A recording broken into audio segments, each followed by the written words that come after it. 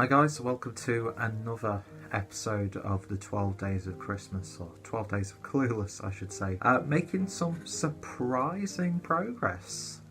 I didn't think I'd even make it up to this number with the availability of some beers, but I've been very pleasantly surprised about what exactly is available in my local vicinity. And although there's not too many international beers, I hope you're enjoying this series nonetheless.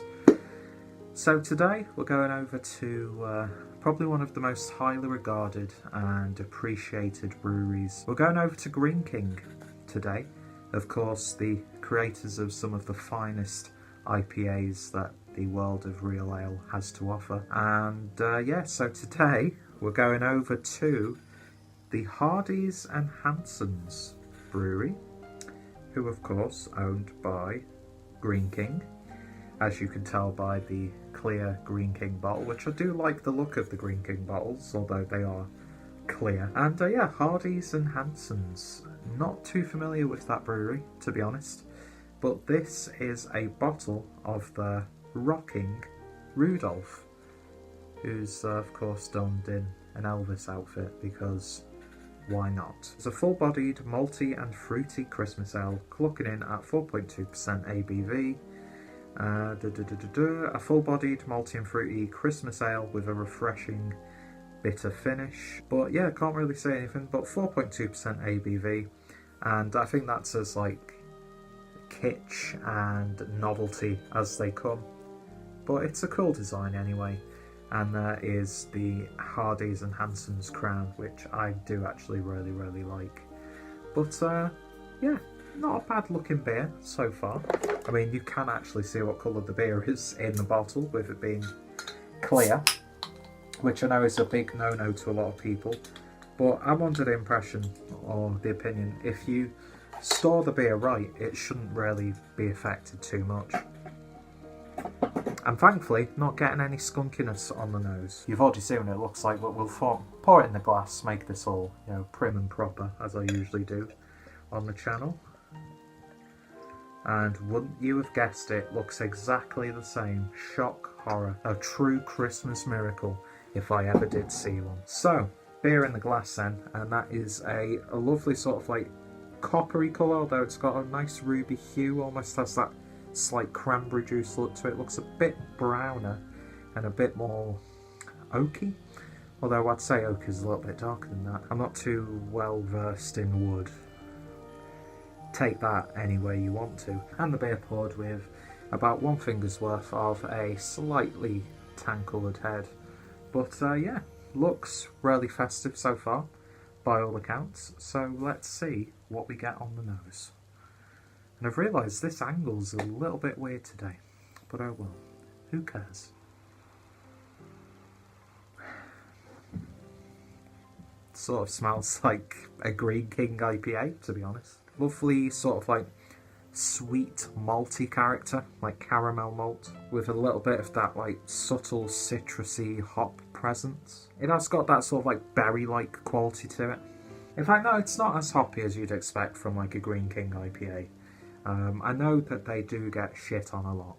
Let's be honest, they do get shit on a lot. But you know, I've drank Greene IPA many a time, all you know, in its different variants. Don't know where I was going with that point, so we'll just move swiftly on. I'm just saying that Greene have a reputation that I can sort of understand and appreciate, but at the same time, I've very rarely had a beer from Greene that I've like drank, or that earthiness. It's got that sort of like Christmassy spice tone to it. All very subtle though. Like Lebkuchen almost, gingerbreads, which aren't really sweet, but they've got like that genuine ginger presence to it. Yeah, it does actually smell rather festive, to be fair. So all unnecessary biases aside, which I hate to be biased when I'm doing beer reviews, but yeah, you sort of get caught up in it. And I think, yeah, let's get real right now, as I'm dressed properly for the part, and yeah, with a black scarf. Don't know why I picked this one. People get... I completely fucking forgot what I was going to say then. You know, what was I going to say? I think people get too wrapped up in this sometimes, and it's when, if you say you like this or this and then someone comes along, it happens in every hobby, in every industry, I know, all down to personal preference, but I've never seen so many people get shat on as I have when it comes to beer. I don't know what it is. It just seems to attract so many great people like yourselves, but there's a hell of a lot of twats. Lots of tit. Absolute lots of tit action, twattery, other tea-related swear words. There's just some proper knobheads involved in this. And thankfully, I associate with a higher class of human. So yeah, Greene King has this reputation, but I've very rarely had a god-awful Greene King related beer. But anyway, the beer smells good, it looks festive, let's give it a taste. Cheers.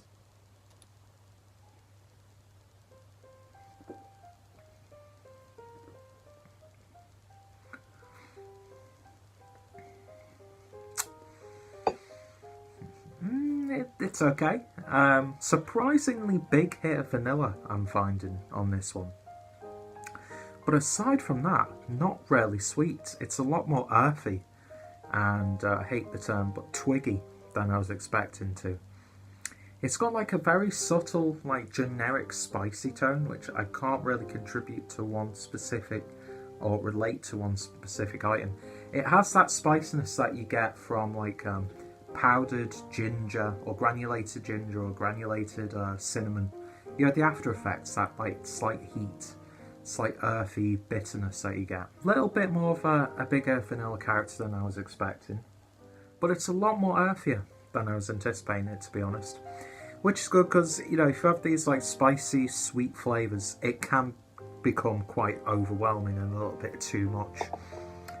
But this, it has that festiveness to it, but it tastes like a lot of beers from the bigger real ale breweries that you can buy throughout the year, if that makes sense. But it has that Christmassy, festive feel to it.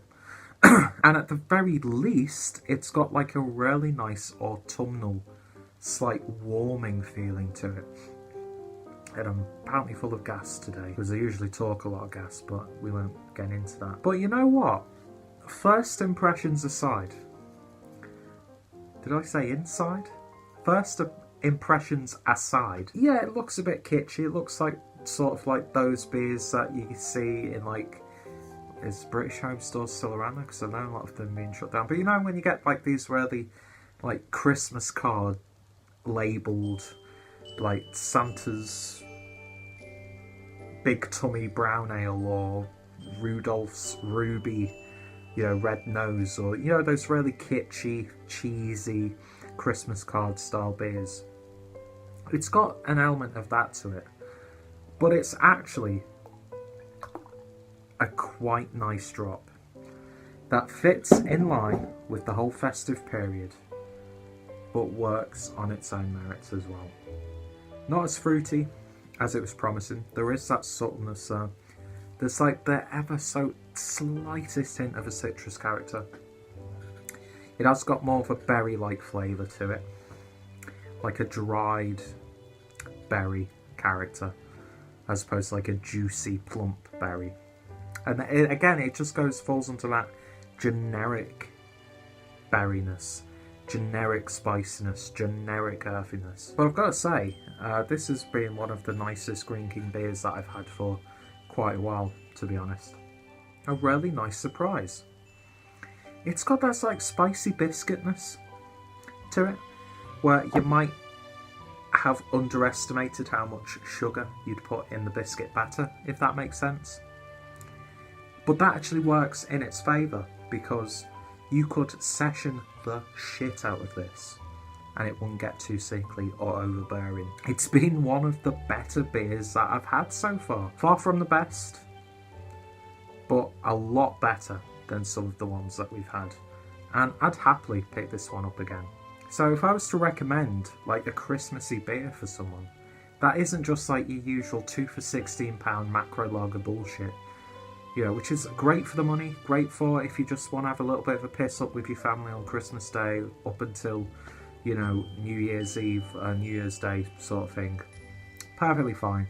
I see why people buy those, like, 24 beers for like £10. You know, those deals. Totally get that. Not for me, although I do need to revisit a lot of those beers. But if I was to be asked to bring beers for people to try, fitting in that Christmas mood, but it wasn't like, oh, not that craft bullshit you drink, Peter. We all get those comments, don't we? I'd happily pick up 3 or 4 bottles of this, 1 for myself and then 3 to let others have a little bit of a try. So yeah, the only thing that works against it is, although it does have that impression of like a festive beer, you can drink this beer throughout the year. Didn't mean to rhyme. You can drink this, a similar beer like this, throughout the year, 365 days a year, from other breweries. So it's not really too unique, but it works, and I would highly, highly recommend it. So in terms of a rating then on Rocking Rudolph, fantastically awful name, I'm going to give it a 7 out of 10. Yeah, a nice surprise indeed. So if you've tried this one or anything else from Greene King, or of course Hardy's and Hansons, then let me know your thoughts and opinions down below. Any recommendations, any hate, any death threats, I'm always open to it, you know me. And of course I will put Greene King's websites and social media links down below, as well as, keep forgetting the brewery's name, Hardy's and Hansons information, so you can check them out for yourself. If any of my fellow beer tubers and friends have reviewed it, their reviews will be included in the description box also. Check out the playlist for the previous reviews.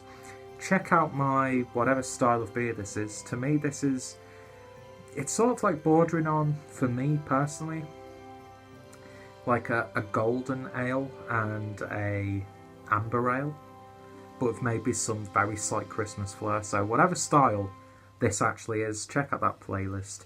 Check out the Christmas playlist. I'm repeating myself so many times in this video, and hopefully you'll join me next time for another Christmas beer review. Thank you guys for watching, and I shall hopefully see you all later. Chin chin. No, not this.